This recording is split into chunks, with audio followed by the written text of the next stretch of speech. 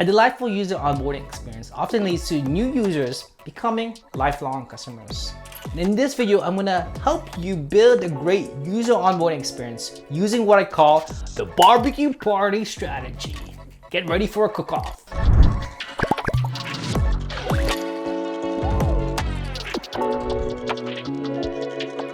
Hey friends, it's Rami John from AppQues. If you want to get the latest user onboarding tips, strategies, and frameworks, be sure to smash that subscribe button.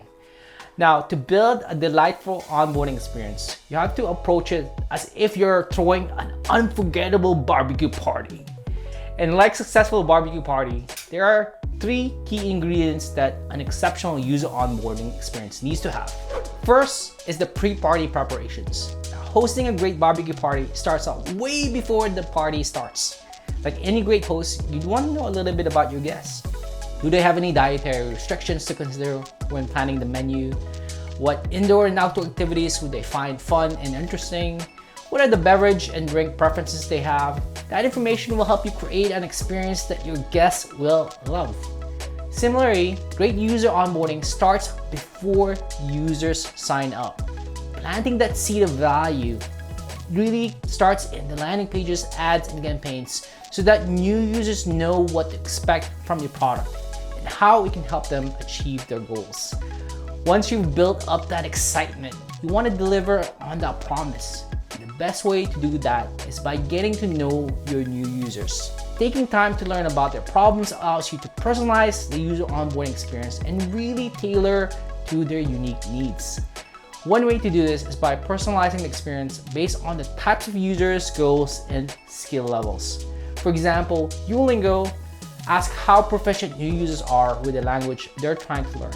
It's particularly helpful for intermediate and advanced users so they don't get bored going through the basics again. If you've got a handful of users starting from scratch, others who have used similar tools before might find it boring. So it might be worth segmenting your onboarding experience based on the knowledge or skill level of new users. Second is the warm and welcoming party host.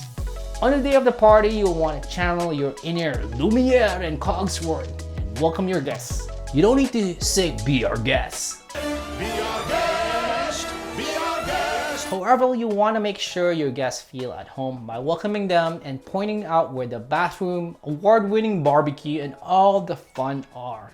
You'll also want to check in on them from time to time to make sure they're enjoying themselves. Similarly, you'll want to create a welcoming environment for new users and direct them to features that will help them achieve their desired outcome with your product. That's where a welcome message can be very helpful. An example of this is Tomorrow.io, a tool that helps businesses understand how weather changes can impact their business. Rather than dive immediately into the features, new users get a warm welcome from the CEO, who dishes out some background on the product and the company. What's friendlier than starting off with a wave emoji from the CEO? This welcome message sets a tone and expectation for the rest of the user onboarding experience. He even offers to give you a tour rather than forcing you through it. Some might see this introduction as a massive waste of time, but welcome messages give customers a sense of how they'll be treated during their time with your product. Third is the after party follow-up. Finally, when the party is wrapping up, you'll want to invite them back for the next one. One of the consequences of throwing a really good party is people tend to come back for more. These folks are always welcome in your home, and good parties help you build lifelong relationships.